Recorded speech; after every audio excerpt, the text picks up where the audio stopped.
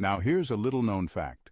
Over 80% of the people who've tried to sabotage, betray, or destroy a true chosen one eventually ended up publicly humiliated, financially ruined, or spiritually tormented, not by coincidence, but by consequence.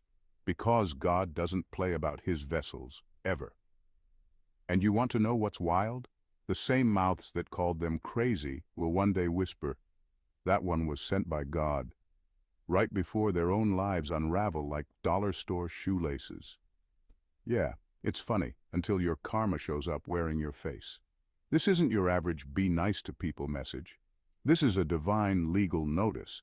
And if you've ever been the chosen one in the room, the scapegoat in the family, or the light they tried to put out, then you already know. God doesn't just protect his chosen ones. He avenges them, so buckle up. Because in this video, I'm going to show you exactly why God allows people to disrespect chosen ones, just so he can judge them with the same energy they dished out. We're not sugarcoating anything. We're talking raw spiritual law, divine retribution, and the brutal truth about what happens when people touch what heaven has anointed. Let's get into it. Number 1. Disrespecting a chosen one is a declaration of war against God's will. When someone disrespects a chosen one, they're not just offending a person, they're insulting God's decision. It's deeper than pride or ego. It's rebellion. See, chosen ones don't pick themselves. They're handpicked by God to serve a specific purpose, often one that threatens the lies, illusions, and corruption that people are addicted to. So when someone mocks, belittles, or tries to tear down a chosen one, they're essentially saying, "God, you got it wrong." That's not bold. That's dangerous.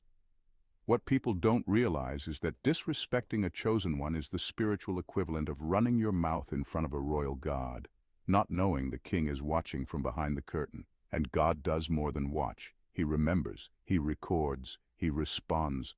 Disrespect might look casual on the outside, but it sets off alarms in the spiritual realm. Heaven sees it, and it doesn't shrug. It reacts. The crazy part? Most people who come against chosen ones don't even know why they dislike them. It's not personality. It's presence. It's the anointing that disturbs the demons they've grown comfortable with. Chosen ones walk into a room, and suddenly the masks slip, the secrets feel exposed, and the lies get nervous. That's why people lash out. But in doing so, they declare war against what God is trying to correct through that person. And here's the kicker. God defends his decisions loudly.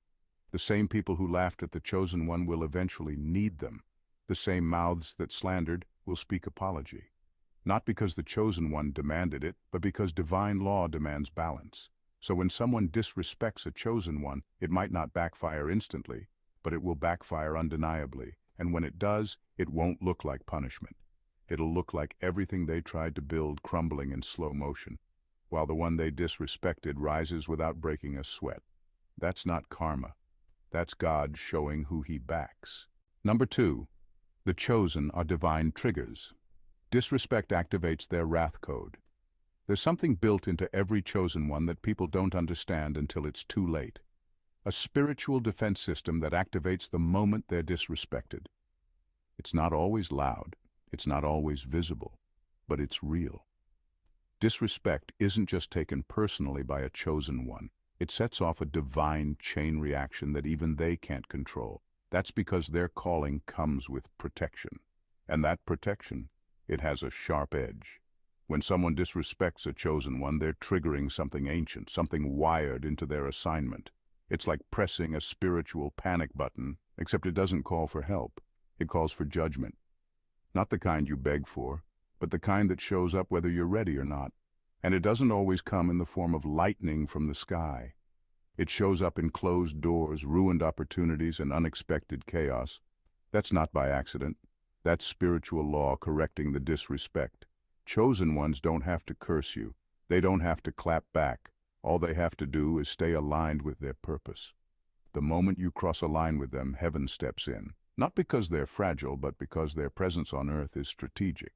And God doesn't allow anyone to interfere with what he's building. So while it might seem like you just got into it with a regular person, what you really did was challenge someone carrying sacred instruction. It doesn't look like vengeance because it's not personal, it's protocol. Once a chosen one has been assigned, any attack against them is treated like an offense against the mission. And missions from God don't get sabotaged without consequences. That's why people who come against chosen ones eventually break down in ways no one can explain. It's not bad luck. It's the wrath code being activated quietly, efficiently, and with precision. You don't have to believe in it for it to hit you. That's what makes it dangerous, because once it's triggered, there's no reversing it. The damage is already scheduled.